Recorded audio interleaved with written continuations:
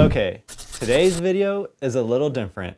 We're not looking at a new paddle, we're looking at what I think is Carbon's most underrated paddle, the K19.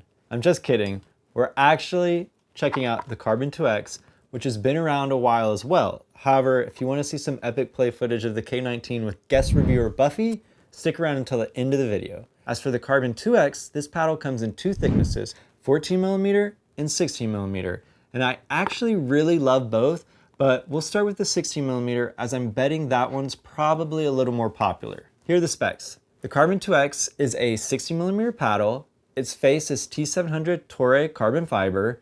Its shape is square or standard.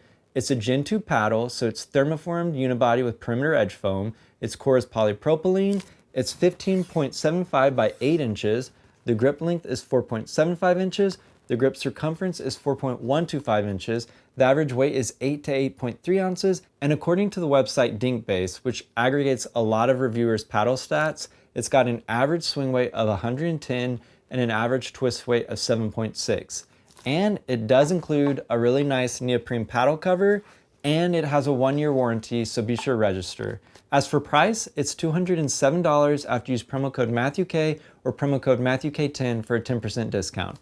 And actually, the 14mm has very similar specs as the 16mm, coming in with a slightly lower weight at around 7.8 to 8.1 ounces, and according once again to Dinkbase, it has a lower average swing weight at 104, as well as a lower twist weight at 6.865. Okay, so it's starting to change a bit, but before the CRBN² X, there really weren't a ton of Gen 2 standard shape paddles out there. This paddle was really one of the first. And to be honest, this thing's still really great. After playing with both versions a lot, I'm super surprised I don't see this paddle out at open play more often. Both the 16 and 14mm have great touch and feel, and carbon spin really sets the bar. Whatever they do to that raw carbon fiber face allows for a ton of grab on the ball. You won't have any issues placing any of your trickier shots. As for power, the 2X hits really hard, and this goes for the 14mm as well.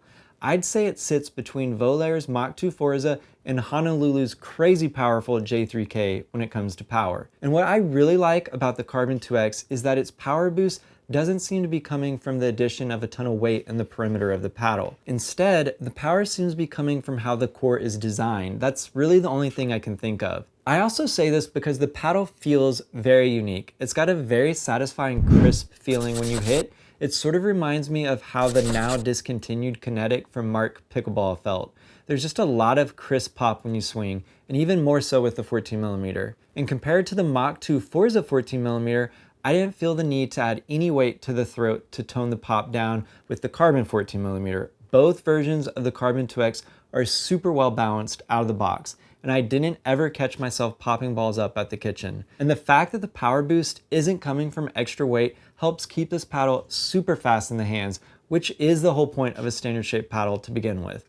And while you can really move and do blocks with this paddle, it's actually super effective with the offense side of things as well. Both versions have that aggressive pop that lets you be on the attack whenever you want, and the 14mm even more so. But once again, the core seems to hold on to the ball in a unique way, so you don't get a ton of pop-ups. Also, one thing to note with these paddles is that this shape comes with a smaller grip circumference than a lot of Carbon's other paddles, so it's great for people with small hands or players that like small grips to do whips and whatnot. As for value, I think $207 is right at the ceiling of what a paddle should cost, but Carbon has been around a while now, so you know what you're getting with them. Plus, that 1-year warranty is super nice.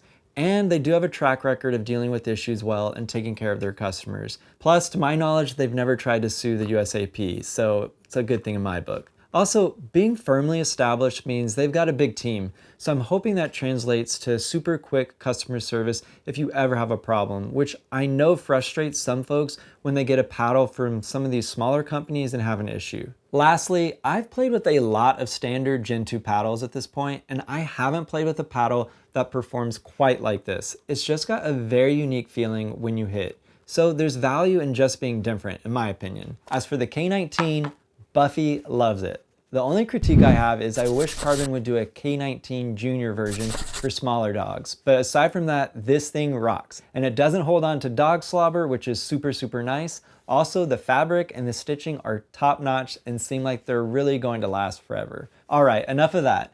If you can't tell, I really love what Carbon is doing. They've been around a while and seem to be reinvesting some of their profits into continuing to innovate and diversify their line while really perfecting the unique feel of their paddles. I can't wait to see what they do next. I'll be sure to leave a link in the description for Carbon's site, and don't forget to use promo code MatthewK or promo code MatthewK10 for that 10% discount.